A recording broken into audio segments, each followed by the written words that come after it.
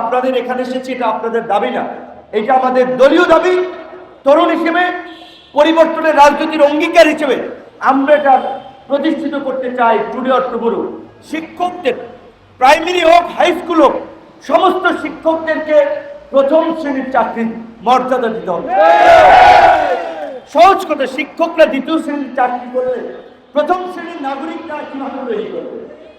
আজকে সরকারি যে ঊর্ধ্বতন অফিসার যারা বসে আছেন, তারা তো কোনো না কোনো শিক্ষা প্রতিষ্ঠান থেকে, কোনো না কোনো শিক্ষকের কাছ থেকে শিক্ষা লাভ করে এই জায়গাটিতে এসেছেন। একজন সচিব কিংবা সেনা প্রধান, পুলিশ প্রধান, তাকে হাজার হাজার লাখ লাখ মানুষ স্যার বলে, কিন্তু তারও তো একজন স্যার আছে। সচিব যদি প্রাইমারি শিক্ষক তার দপ্তরে যায়, সে তো তাকে স্যারই বলবে, তাকে তো সম্মান দেখাবে, বসার একটা উপযুক্ত জায়গা করে দেবে। এমনকি সেনা প্রধান, প্রধানমন্ত্রী, কাজী এই সকলের স্যার শিক্ষক।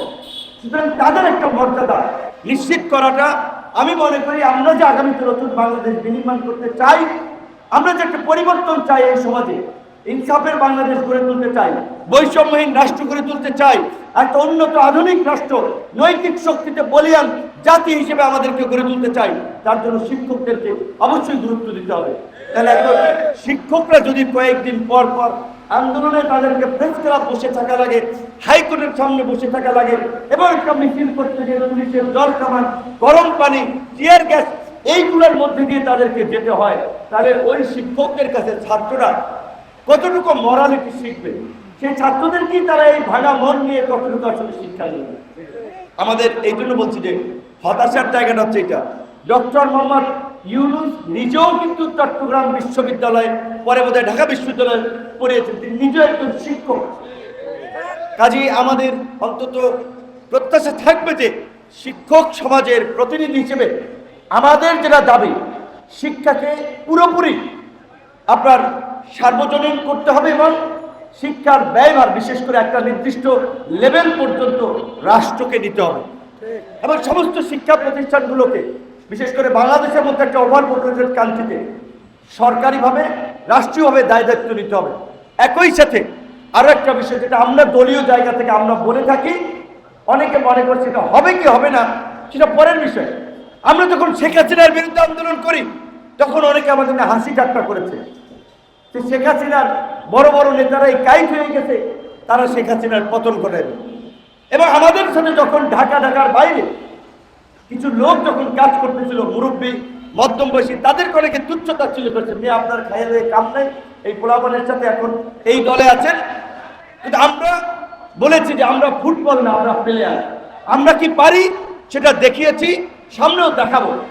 আমরা মনে করি আমাদের দেশে এই যে আপনারা এখানে দাঁড়াই আছেন, আপনারা নিজেরা এবং নিজেদের আত্মীয় স্বজন একটু বেশি অসুস্থ হয়ে পড়লে সবাইকে ছুটতে হয় ঢাকায়। ঢাকা ছাড়া আপনার বাড়ি যদি রংপুর অঞ্চলে হয়, রংপুরের সর্বোচ্চ মেডিকেল কি রংপুর মেডিকেল কলেজ, আপনার ওখানে মানসম্মত সর্বশেষ চিকিৎসা পাবেন না, নাই। আপনার বাড়ি যদি রাজশাহী অঞ্চলে হয়, নাই। আপনার বাড়ি যদি বরিশাল হয়, বরিশাল মেডিকেল কলেজে নাই।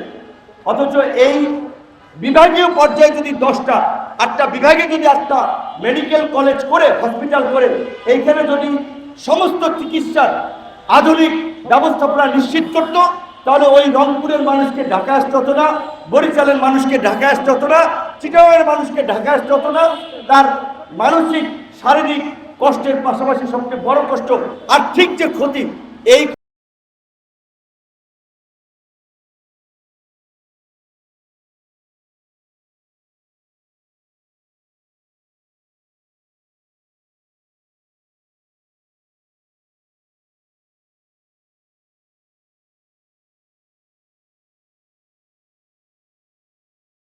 এই সরকার, অন্তর্বর্তী সরকার শিক্ষক সমাজের সমর্থনের কথা চিন্তা করে এই কমন জায়গা থেকেও 1000 কোটি টাকা সরকারের জন্য কিছুই না। আপনারা 1000 কোটি টাকা পুরো দেশের শিক্ষকদের বেতনে ব্যয় হবে, আর সালমান এফ রহমান একাই লুটপাট করেছেন পত্রপত্রিকার হিসেবে ব্যাংক থেকে 54,000 কোটি টাকা। ওই সালমান এফ রহমানের মতো একজন লুটেরার টাকা দিয়েই আপনাদের বেতন দেওয়া যাবে 54 বার। এই রকমের সালমান এফ রহমান মানে 54 বছর আছে। তো এই রকমের সালমান এফ রহমান তো প্লেয়ার একজন না, অনেক প্লেয়ার আছেন। বাংলাদেশ ব্যাংকের ছোট কর্মকর্তা পিকে হালদার 10,000 কোটি টাকা নিয়ে গেছে। আর এসালম যে কয়েক লক্ষ কোটি টাকা পাচার করেছে সেটা তো আর বলার অবকাশ রাখে না।